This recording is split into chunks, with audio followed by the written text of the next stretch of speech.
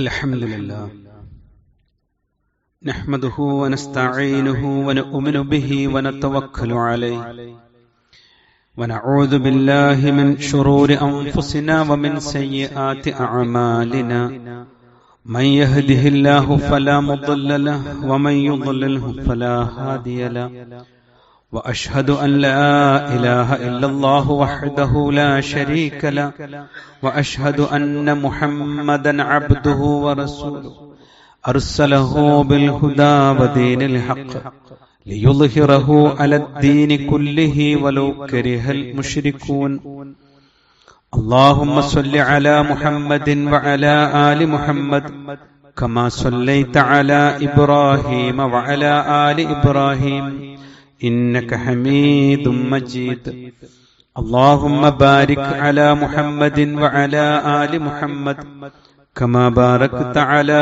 إبراهيم وعلى آل إبراهيم إنك حميد مجيد أما بعد فإن خير الكلام كلام الله وخير الهدي هدي محمد صلى الله عليه وسلم وشر الأمور محدثاتها وكل محدثة بدعة أعوذ بالله من الشيطان الرجيم بسم الله الرحمن الرحيم يا أيها الذين آمنوا اتقوا الله حق تقاته ولا تموتن إلا وأنتم مسلمون لا ينهاكم الله عن الذين يقاتلوكم في الدين ولم يخرجوكم من دياركم أن تبروهم وتقسطوا إليهم إن الله يحب المقسطين.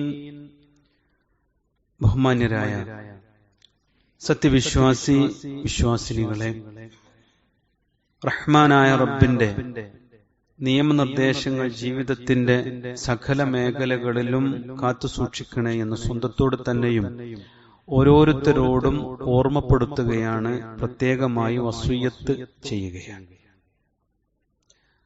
നമ്മുടെ നാട്ടിൽ കേൾക്കാൻ കൗതുകമുള്ളതും എന്നാൽ വിശ്വാസികളെ സംബന്ധിച്ച് വളരെ വ്യക്തത ആവശ്യമുള്ളതുമായ ചില ആശയങ്ങളും ചില വാചകങ്ങളും സമൂഹത്തിൽ ഏറെ ചർച്ച ചെയ്യപ്പെടാറുണ്ട്. അത്തരം ഒരു സന്ദർഭത്തിലൂടെയാണ് ഇന്ന് മുസ്ലിം ഉമ്മത്ത് കടന്നു പോകുന്നത്. അതുകൊണ്ട് മതപരമായ ചില ചിന്തകളും തിരുത്തലുകളും വളരെ അനിവാര്യമായിരിക്കുന്നു എന്നതാണ് വസ്തുത. എന്താണ് സമൂഹത്തിലുള്ള ആശയം, അല്ലെങ്കിൽ അവർ ഉപയോഗിച്ചുകൊണ്ടിരിക്കുന്ന പദാവലി? ഇന്ന് സമൂഹത്തിൽ ഉയർന്നു കേൾക്കുന്നു, എല്ലാ മതങ്ങളും ശരിയാണ്. മറ്റൊരു വാചകം, മതം ഏതായാലും മനുഷ്യരൊക്കെ നന്നായി തീർന്നാൽ മതി. ഒന്നുകൂടി വിശദമായി ചിലപ്പോൾ നമ്മൾ കേൾക്കാറുണ്ട്, എല്ലാ മതങ്ങളും വിവിധ പുഴകളെപ്പോലെയാണ്, അത് ഒന്നിച്ചൊഴുകി പിന്നീട് ഒന്നിച്ച് സമുദ്രത്തിൽ എത്തിച്ചേരുന്നു എന്ന എല്ലാ മതങ്ങളും സത്യമാണെന്ന സർവമത സത്യവാദം. ഇങ്ങനെ ധാരാളം ചിന്തകളും അതനുസരിച്ചുള്ള ആശയവിനിമയങ്ങളും സമൂഹത്തിൽ കണ്ടുവരാറുണ്ട്. ആചാരങ്ങളും അനുഷ്ഠാനങ്ങളും ഒക്കെ പരസ്പരം പങ്കുവച്ചുകൊണ്ടുള്ള മതസൗഹാർദ്ദങ്ങൾ ഏറെ പ്രോത്സാഹിപ്പിക്കപ്പെടുകയും ചെയ്യുന്ന ഒരു കാലം. ഈ ഒരു സന്ദർഭത്തിൽ തന്റെ വിശ്വാസവും തന്റെ ജീവിതവും നാളെ പരലോകത്ത് പ്രയോജനപ്പെടണം എന്ന് ആഗ്രഹിച്ചുകൊണ്ട് നിലപാട് സ്വീകരിക്കുന്ന ആളുകൾ തീവ്രവാദമുള്ളവരും തീവ്ര ചിന്താഗതിക്കാരും തീവ്രവാദികളുമായി ചിത്രീകരിക്കപ്പെടുന്നു. ഇവിടെ നിന്നുകൊണ്ടാണ് നാം വിശ്വസിക്കുന്ന ഇസ്ലാമിനെ കുറിച്ച്, ഇസ്ലാം ഇത്തരം വിഷയങ്ങളിൽ കാണുന്ന കാഴ്ചപ്പാടുകളെ കുറിച്ച് നമുക്കൊരു വകതിരിവ് ഉണ്ടാവേണ്ടത്. അള്ളാഹു തൗഫീഖ് നൽകുമാറാവട്ടെ. അള്ളാഹു സുബ്ഹാനഹു വ തആല അവനിൽ നിന്ന് അവതീർണമായ അവസാന വേദഗ്രന്ഥവും അവസാന പ്രവാചകനുമാണ് മുഹമ്മദ് മുസ്തഫ റസൂൽ കരീം സല്ലല്ലാഹു അലൈഹി വസല്ലം. അതുകൊണ്ട് തന്നെ ഇസ്ലാം മാത്രമാണ് ആത്യന്തികമായി ഒരു മനുഷ്യനെ വിജയത്തിലേക്ക് എത്തിക്കുവാനുള്ള ശരി എന്നതാണ് ഇസ്ലാമികമായ കാഴ്ചപ്പാട്. എന്തുകൊണ്ടാണ് ഇങ്ങനെ മുസ്ലിമീങ്ങൾ പറയാൻ കാരണം?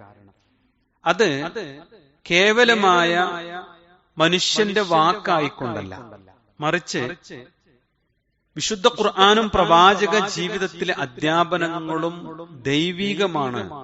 അത് പ്രപഞ്ച സൃഷ്ടാവിങ്കൽ നിന്നുള്ള വഹയിന്റെ അടിസ്ഥാനത്തിലാണ്, ദിവ്യബോധനത്തിന്റെ വെളിച്ചത്തിലാണ് എന്നുള്ളതുകൊണ്ട്. അള്ളാഹുവിന്റെ പരിശുദ്ധ ദീൻ ഇസ്ലാം അത് ദൈവികമായ ഒരു മതമാണ്. പ്രപഞ്ചത്തിലെ എല്ലാ സൃഷ്ടികളും യഥാർത്ഥത്തിൽ അള്ളാഹുവിന് കീഴൊതുങ്ങിക്കൊണ്ട് ജീവിക്കുന്നു എന്നതാണ് വസ്തുത. അത് ഉൾക്കൊള്ളുക എന്നതാണ് ഒരാൾ മുസ്ലിം ആവുക എന്നതിന്റെ യഥാർത്ഥമായ വസ്തുത. നോക്കൂ നിങ്ങൾ, നമ്മുടെ അവയവങ്ങൾ പോലും നമുക്ക് സ്വന്തമായി നിയന്ത്രിക്കാൻ സാധിക്കുന്നില്ല.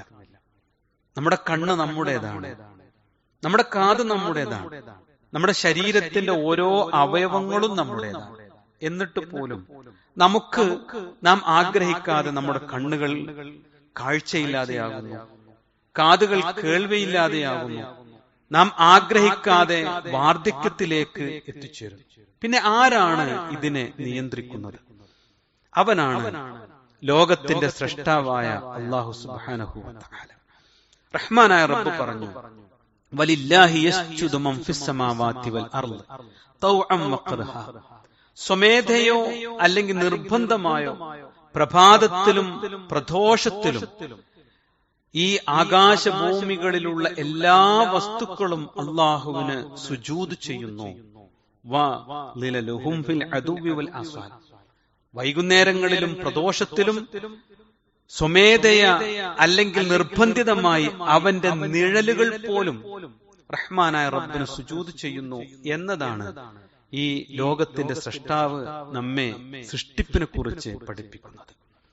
അതുകൊണ്ട് ഇത് അള്ളാഹുവിങ്കിൽ നിന്ന് അവതീർണമായ പരിശുദ്ധമായ ഒരു മതമാണ്. ആ മതത്തിന് കീഴൊതുങ്ങുക എന്നതാണ് നാളെയുടെ വിജയത്തെ ലക്ഷ്യം വെക്കുന്ന ഒരു മനുഷ്യന് കരണീയമായിട്ടുള്ളത്.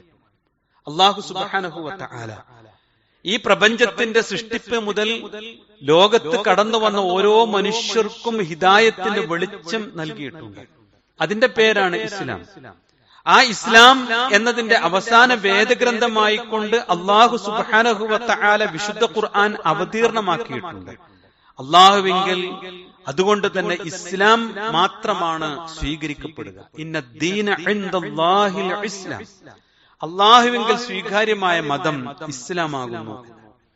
ഒന്നുകൂടി റഹ്മാനായ റബ്ബ് പറഞ്ഞു, ഈ വിശുദ്ധ ഖുർആനിന്റെയും പ്രവാചക തിരുവചനങ്ങളുടെയും അടിസ്ഥാനത്തിലുള്ള ഒരു ജീവിതമല്ലാതെ മറ്റൊരു ജീവിതമാണ് നിങ്ങൾ സ്വീകരിക്കുന്നത് എങ്കിൽ അത് നാളെ പരലോകത്ത് നിങ്ങൾക്ക് രക്ഷ നൽകുകയില്ല.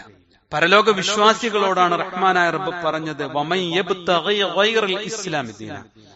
അള്ളാഹുവിന്റെ ദീനുൽ ഇസ്ലാം അല്ലാത്തതിനെ നിങ്ങൾ സ്വീകരിക്കുന്നുവെങ്കിൽ ഫലൻ യുഖ്ബല മിൻഹു, അത് അള്ളാഹു അവനിൽ നിന്ന് സ്വീകരിക്കുകയില്ല. വഹുവ ഫിൽ ആഖിറതി മിനൽ ഖാസിരീൻ.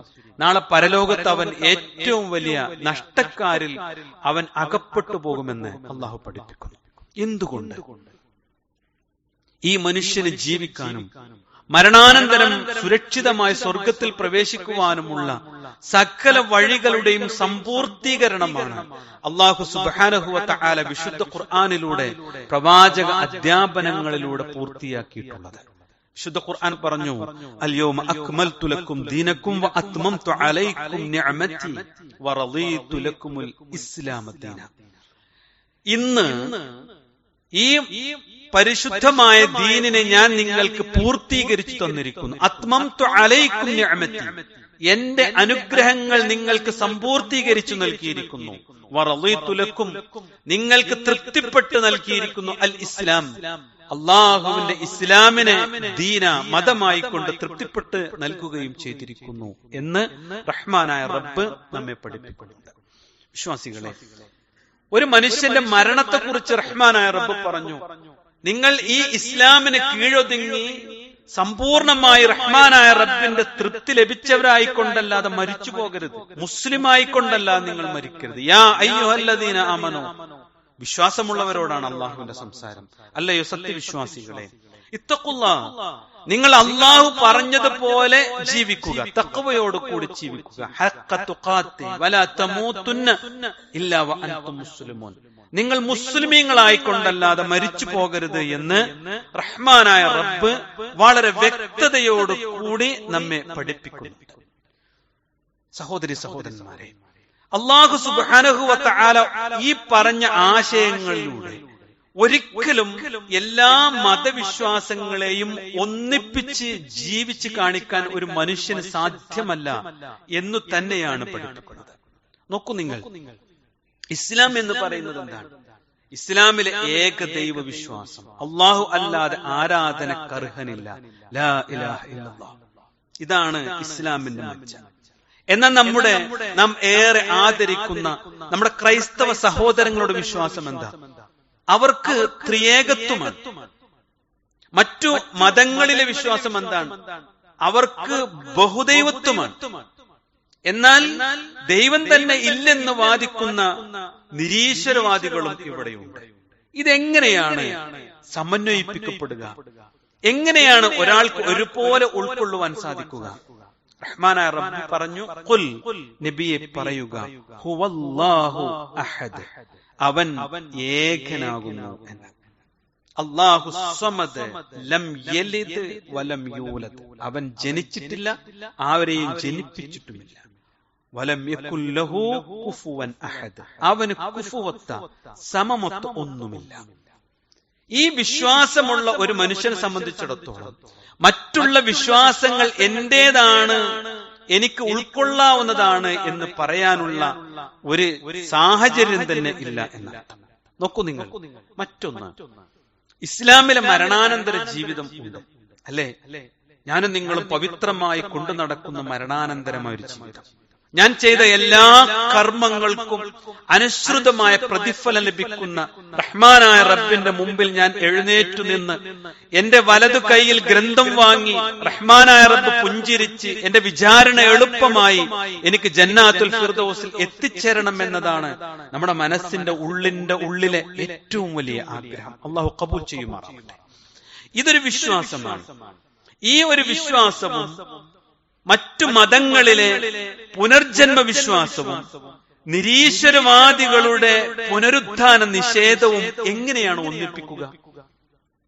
സാമാന്യ ബുദ്ധിക്ക് പോലും ഇവ ഏകീകരിക്കുക സാധ്യമല്ല, അല്ലെ? ഓരോ കുഞ്ഞും പിറന്നു വീഴുന്നത് പാപികളായിക്കൊണ്ടാണ് എന്ന് വിശ്വസിക്കപ്പെടുന്നവരാണ് മഹാഭൂരിപക്ഷം വരുന്ന വിശ്വാസികൾ, നമ്മുടെ ക്രൈസ്തവ സഹോദരങ്ങൾ. എന്നാൽ ഇസ്ലാമിന്റെ വിശ്വാസം എന്താ? പിറന്നു വീഴുന്ന ഓരോ കുഞ്ഞും ശുദ്ധ പ്രകൃതിയോട് കൂടിയാണ് സമ്പൂർണ്ണ സർവ്വ മനുഷ്യരും ജനിക്കുന്നത് എന്നതാണ് ഇസ്ലാമിന്റെ പവിത്രമായ വിശ്വാസം. സഹോദരങ്ങളെ, ഇങ്ങനെ നാം ഉൾക്കൊള്ളുന്ന വിശ്വാസ ആചാര അനുഷ്ഠാനങ്ങളെ മറ്റൊന്നിനോട് ലയിപ്പിക്കുവാനോ കൂട്ടിക്കെട്ടുവാനോ സമന്വയിപ്പിക്കുവാനോ സാധ്യമല്ലാത്ത വിധം പരിശുദ്ധമായതാണ് പവിത്രമായ ഇസ്ലാം. എന്നാൽ നമ്മുടെ രാജ്യത്തെ പോലെയുള്ള ബഹുമത സമൂഹത്തിൽ ജീവിക്കുമ്പോൾ ഇക്കാര്യങ്ങൾ എങ്ങനെയാണ് സംസാരിക്കേണ്ടത്, എങ്ങനെയാണ് ആളുകളോട് പറയേണ്ടത്, അത് അള്ളാഹു പഠിപ്പിച്ചിട്ടുണ്ട്. നമുക്ക് സ്വീകരിക്കാവുന്ന ഈ പവിത്രമായ വിശ്വാസത്തെ സ്വീകരിക്കുന്നതോടൊപ്പം നമ്മുടെ സഹോദരങ്ങളെ ബഹുമാനിക്കുകയും അവരുടെ വിശ്വാസങ്ങളെ വലാ തസുബ്ബു, നിങ്ങൾ ആക്ഷേപിക്കാതിരിക്കുകയും ചെയ്യുക എന്നതാണ് റഹ്മാനായ റബ്ബിന്റെ കൽപ്പന. വലാ തസുബ്ബു, നിങ്ങൾ ആക്ഷേപിക്കരുത്, നിങ്ങൾ അവരെ പരിഹസിക്കരുത്. നിങ്ങൾ അവരുടെ ആരാധ്യന്മാരെ കുറിച്ച് മോശമായി പറയരുത്. റസൂലുള്ളാഹി പറഞ്ഞു, നിങ്ങൾ അങ്ങനെ പറയുന്നവരായാൽ നിങ്ങളുടെ സ്രഷ്ടാവായ ലോകരക്ഷിതാവായ അള്ളാഹുവിനെയും അവർ ആക്ഷേപിക്കുക തന്നെ ചെയ്യും എന്നാണ്. അത്രമാത്രം സൂക്ഷ്മത ഈ വിഷയത്തിൽ ഉണ്ടാവണം. നോക്കൂ, നിങ്ങൾ റസൂലുള്ളാഹി സ്വല്ലല്ലാഹു അലൈഹി വസല്ലമയുടെ സവിധത്തിൽ വന്നുകൊണ്ട് താങ്കളൊന്ന് പ്രസംഗം നിർത്തിയാൽ, താങ്കളൊന്ന് ലാ ഇലാഹ ഇല്ലല്ലാഹ് പറയാതിരുന്നാൽ, താങ്കൾ മക്കയിലുള്ള ഈ ബഹുദൈവ വിശ്വാസത്തെ അംഗീകരിക്കണ്ട, പക്ഷേ അവരെ ഒന്ന് കുറ്റപ്പെടുത്താതിരുന്നാൽ നിങ്ങൾക്ക് എല്ലാവിധ അംഗീകാരങ്ങളും നൽകാമെന്നും എല്ലാവിധ രാജസാന്നിധ്യവും എല്ലാവിധ അധികാരങ്ങളും നൽകാമെന്നും പറഞ്ഞപ്പോ ഒരു സൂറത്തങ്ങ് ഇറങ്ങിയില്ലേ? അതിലെന്താ റഹ്മാനായ റബ്ബ് പറഞ്ഞത്? ലക്കും ദീനുക്കും വലിയ ദീൻ, നിങ്ങൾക്ക് നിങ്ങളുടെ മതം, എനിക്ക് എന്റെ മതം എന്ന് പറയൂ പ്രവാചക എന്നാണ്. വിശ്വാസികളെ, ഇവിടെ യഥാർത്ഥത്തിൽ എന്റേത് മാത്രം ശരിയാണെന്ന് പറയുമ്പോഴല്ല യഥാർത്ഥത്തിൽ പ്രശ്നമുണ്ടാകുന്നത്. ഇവിടെ ഓരോ വാഹനങ്ങളും ഓരോ പ്രൊഡക്റ്റും നാട്ടിലിറങ്ങുമ്പോൾ അവരുടേതാണ് ശരി, അല്ലേ? 100% ഞങ്ങളുടേത് മാത്രമാണ് ശരി എന്ന് പറയുന്നവരാണ് ഇവിടെ ഉള്ള എല്ലാവരും. കാരണം എങ്കിൽ മാത്രമേ സ്വന്തമായൊരു അസ്തിത്വം ഉണ്ടാകൂ. ഇവിടെ എന്താണ് തെറ്റ്? യഥാർത്ഥത്തിൽ മറ്റൊന്നും നിലനിൽക്കരുത് എന്ന വാശി പിടിക്കുമ്പോഴാണ് ഇവിടെ പ്രശ്നമുണ്ടാകുന്നത്. വേറൊന്നും ഇവിടെ ഉണ്ടാകാൻ പാടില്ല എന്ന് ആരെങ്കിലും പറയുന്നുവെങ്കിൽ അത് തെറ്റാണ്. മറിച്ച് ശരിയാണ് എന്റേത് എന്നും ആ ശരിയിൽ വിശ്വസിക്കാൻ എനിക്ക് യോഗ്യതയുണ്ട് എന്നും അതാണ് ഞാൻ സ്വീകരിക്കേണ്ടത് എന്നുമാണ് നമുക്കുണ്ടാവേണ്ടത്. എങ്കിൽ മാത്രമേ, അങ്ങനെ വിശ്വസിക്കുമ്പോൾ മാത്രമേ യഥാർത്ഥത്തിൽ നമുക്ക് ആത്മാഭിമാനത്തോടു കൂടി റഹ്മാനായ റബ്ബിൽ വിശ്വസിക്കുവാനുള്ള അർഹത ഉണ്ടാകും. സഹോദരങ്ങളെ, ഇവിടെയാണ് അല്ലാഹു സുബ്ഹാനഹു വ തആല പ്രവാചകന്റെ വ്യക്തിത്വത്തെക്കുറിച്ച് പഠിപ്പിച്ചിട്ടുള്ളത്. ആ പ്രവാചകൻ മക്കയിൽ തന്റെ വിശ്വാസവും ആചാര അനുഷ്ഠാനങ്ങളും കൊണ്ട് എത്ര വ്യക്തിപ്രഭാവത്തോടു കൂടി ജീവിച്ചുവോ അതുപോലെ ഞാനൊരു മുസ്ലിമാണ്, ഞാനൊരു മുഅ്മിനാണ്, എന്റെ വേദഗ്രന്ഥം വിശുദ്ധ ഖുർആനാണ്, എന്റെ പ്രവാചകൻ മുഹമ്മദ് മുസ്തഫ റസൂൽ കരീം സല്ലല്ലാഹു അലൈഹി വസല്ലമയാണ്, ഞാൻ അന്ത്യദിനത്തിൽ വിശ്വസിക്കുന്നു, ഞാൻ എന്റെ ഒരു വിചാരണയെ കാത്തിരിക്കുന്നു, മരണമാണ് എനിക്കവിടേക്കുള്ള യാത്രയുടെ കവാടമെന്ന് തിരിച്ചറിഞ്ഞിട്ടുണ്ട്, ഞാൻ പാരായണം ചെയ്യുന്ന വിശുദ്ധ ഖുർആൻ എന്റെ റഹ്മാനായ റബ്ബിന്റെ വഹയിന്റെ അടിസ്ഥാനത്തിൽ എന്റെ പ്രവാചകൻ എന്നെ പഠിപ്പിച്ചതാണ്. ഇത് സത്യമാണ്, ഇത് യാഥാർത്ഥ്യമാണ്, ഇത് നാളെയുടെ ലോകത്തെ പരലോകത്തെ വിചാരണക്കുള്ള രക്ഷയുടെ മാർഗമാണ്. ഇത് പൂർണ്ണമായി ബോധ്യമുണ്ടെങ്കിൽ സഹോദരങ്ങളെ, ആത്മാഭിമാനത്തോടുകൂടി മുസ്ലിമായി മുഅ്മിനായി ജീവിക്കാൻ അവന് സാധിക്കും. അല്ലാത്തവനെ സംബന്ധിച്ചിടത്തോളം നിഫാഖ് എന്ന വാക്കാണ് അള്ളാഹു ഉപയോഗിച്ചത്. മുനാഫിഖ് എന്ന പേരാണ് അത്തരം മനുഷ്യർക്ക് അള്ളാഹു നൽകിയിട്ടുള്ളത്. അവന് ലാ ഇലാഹ ഇല്ലല്ലാഹ് അറിയാം, അവനെല്ലാം അറിയാം. പക്ഷേ ഇതിന്റെ കൂടെ ഇതെല്ലാം ഉൾക്കൊള്ളുമ്പോഴാണ് ഞാനായിത്തീരുക എന്ന ചിന്തയിൽ നിന്ന് അവന്റെ മതം പോലും മാറി നിഫാഖിന്റെ മതത്തിലേക്ക് അവൻ കടന്നു പോവുകയാണ്. മുനാഫിക്കിന്റെ വിശ്വാസത്തിലേക്കും ആചാരങ്ങളിലേക്കും ചിന്തയിലേക്കും കടന്നു പോവുകയാണ്. അവന്റെ പരിണിതി എന്താ? തർക്കിൽ അസ്ഫലി മിനന്നാർ, നരകത്തിന്റെ ഏറ്റവും അടിത്തട്ടിലായിരിക്കും. അതുകൊണ്ട് വിശ്വാസികളെ, പ്രിയ സഹോദരങ്ങളെ, ജീവിതത്തിൽ സ്വീകരിച്ച ഈ വിശ്വാസ ആചാര അനുഷ്ഠാനങ്ങളോട് എന്റെ മനസ്സ് എവിടെ നിൽക്കുന്നു, എന്റെ ചിന്ത എവിടെ നിൽക്കുന്നു എന്നത് അഭിമാനത്തോടു കൂടി ചിന്തിക്കേണ്ടുന്ന ഒരു സന്ദർഭം കൂടിയാണ് ഇത്. റഹ്മാനായ റബ്ബ് നമുക്ക് തൗഫീഖ് നൽകി അനുഗ്രഹിക്കുമാറാവട്ടെ.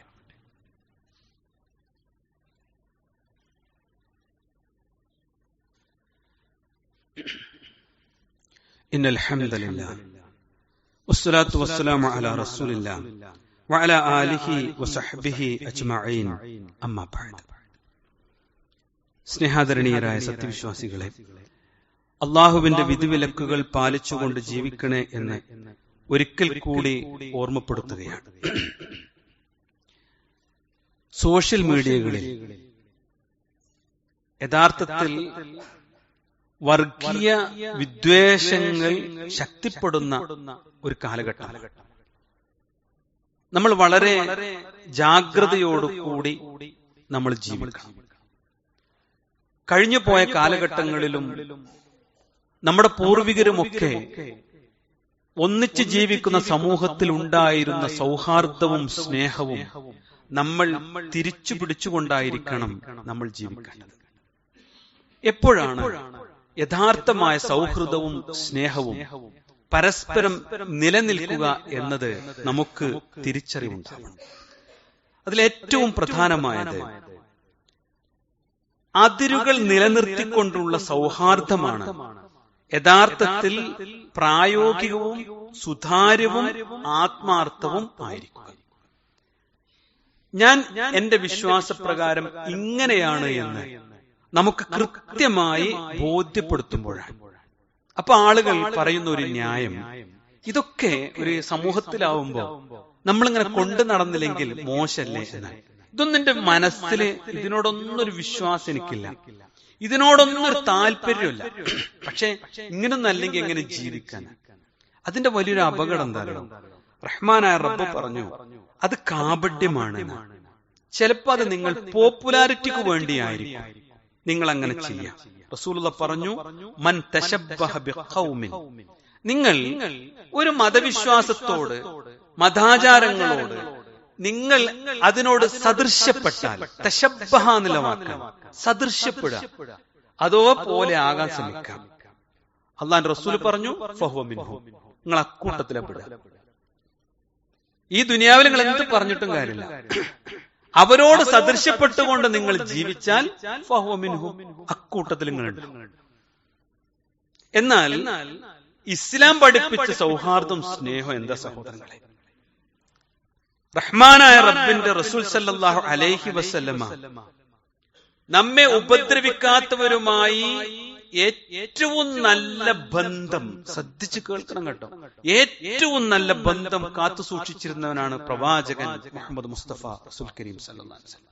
എല്ലാ മാനുഷിക വിഷയങ്ങളെയും നോക്കൂ. നിങ്ങൾ ജീവിതത്തിൽ സാമ്പത്തിക ഇടപാട് നടത്താൻ ഒരു മുസ്ലിമിനെ തെരഞ്ഞുകൊണ്ട് പ്രവാചകൻ നടന്നത് നമുക്ക് കാണാൻ പറ്റൂല. റസൂലുള്ളാഹി സ്വല്ലല്ലാഹു അലൈഹി വസല്ലം മുസ്ലിമീങ്ങളോടും ഇടപാട് നടത്തിയിരുന്നു. അതോടൊപ്പം തന്റെ പടയങ്കി തന്റെ അയൽവാസിയായ ജൂതന്റെ അടുത്ത് പണയം വെച്ച് പണം കടം വാങ്ങിയിരുന്നു. അവിടെ ഒരു വിദ്വേഷവും റസൂലുള്ളാഹി സ്വല്ലല്ലാഹു അലൈഹി വസല്ലമ നടത്തിയിട്ടില്ല. നോക്കൂ, നിങ്ങൾ പ്രവാചക ജീവിതത്തിലെ ഏറ്റവും സുന്ദരമായി നമ്മളൊക്കെ കണ്ണിൽ വെള്ളം നിറച്ച് കേൾക്കുകയും വായിക്കുകയും ചെയ്യുന്നതാണ് പ്രവാചകന്റെ ഹിജ്റ. റസൂലുള്ളാഹി സ്വല്ലല്ലാഹു അലൈഹി വസല്ലമ ഹിജ്റ പോയപ്പോ ഞാൻ മുസ്ലിമീങ്ങളെ സഹായം മാത്രമേ തേടുള്ളൂ എന്ന് തീരുമാനിച്ചിട്ടില്ല. പ്രവാചകന്റെ ഒട്ടകത്തിന്റെ കയറും പിടിച്ച് നടന്നത് ഒരു അമുസ്ലിം സഹോദരനായിരുന്നു. ഒരു വഴി കാണിച്ചു കൊടുക്കാൻ പ്രവാചകൻ അവിടെ അസന്നിഗ്ധ അത്യാവശ്യ ഘട്ടത്തിൽ പോലും തന്റെ സഹോദരന്റെ സഹായം തേടിയിട്ടുണ്ട്, അത് പ്രയോജനപ്പെടുത്തിയിട്ടുണ്ട്. പ്രവാചകൻ എഴുന്നേറ്റു നിന്നില്ലേ ഒരു മയ്യത്ത് കണ്ടപ്പോൾ? അതുവരെ പുഞ്ചിരിച്ച പ്രവാചകന്റെ മുഖം നിറം മങ്ങിപ്പോയി. അവിടെ കടന്നുപോയതൊരു ജൂതന്റെ മയ്യത്തായിരുന്നു.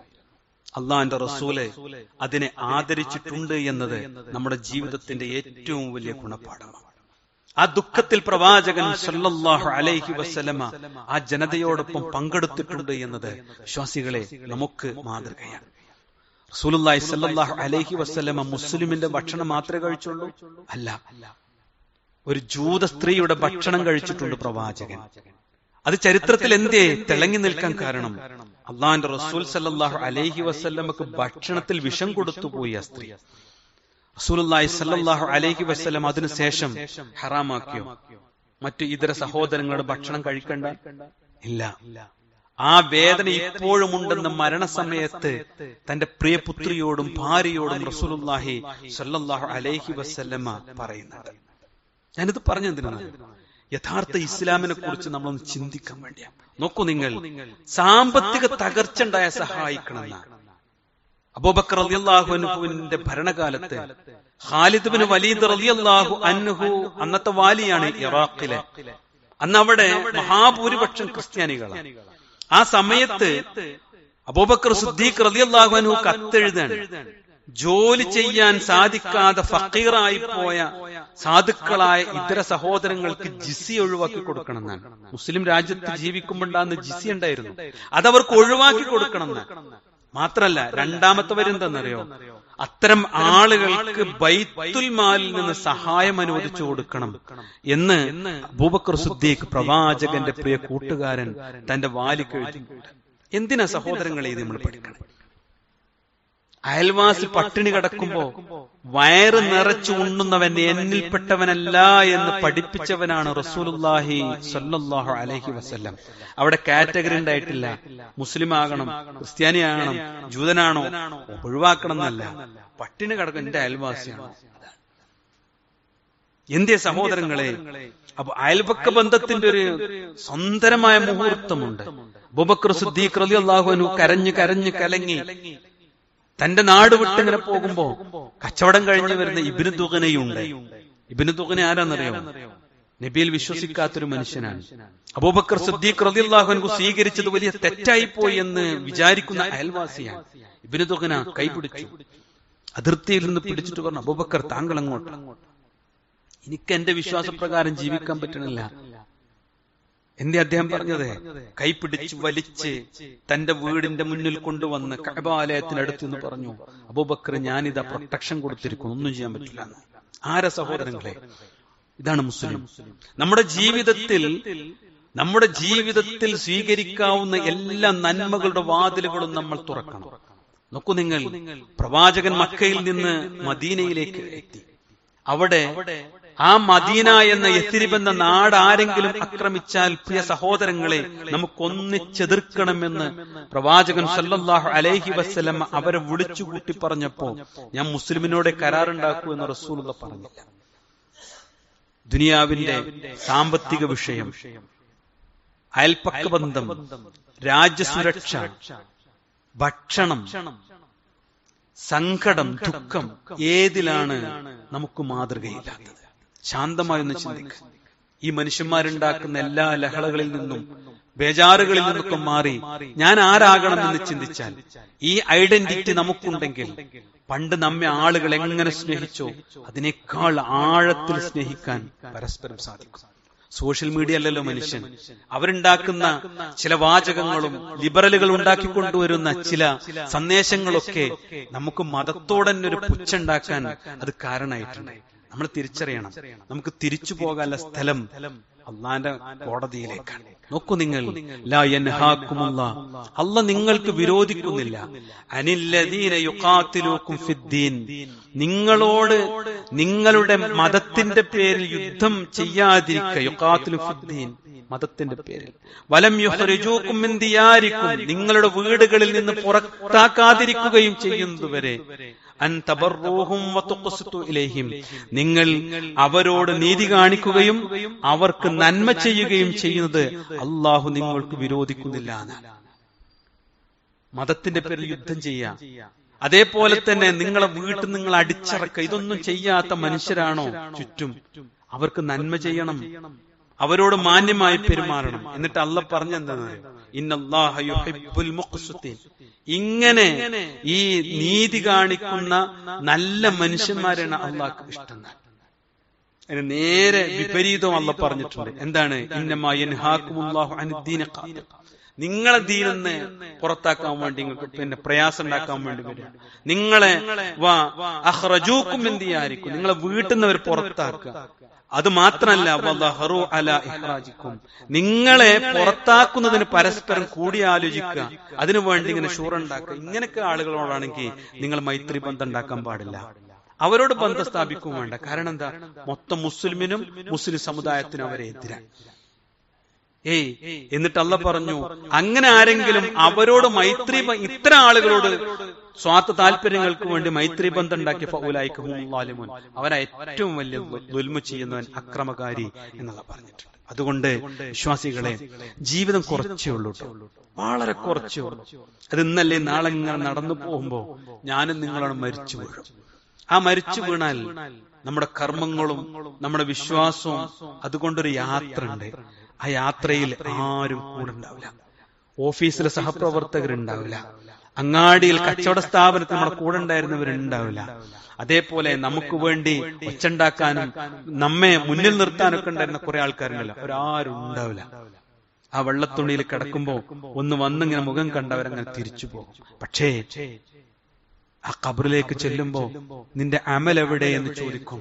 ആ അമല് സുന്ദര രൂപം പ്രാപിച്ച് അള്ളാന്റെ റസൂൽ പറഞ്ഞതാ, ഖബറിൽ വരും, നീ ശാന്തനായിരുന്നോ, നിനക്ക് ജന്നാത്തുൽ ഫിർദൗസ് ഉണ്ടെന്ന് പറയും.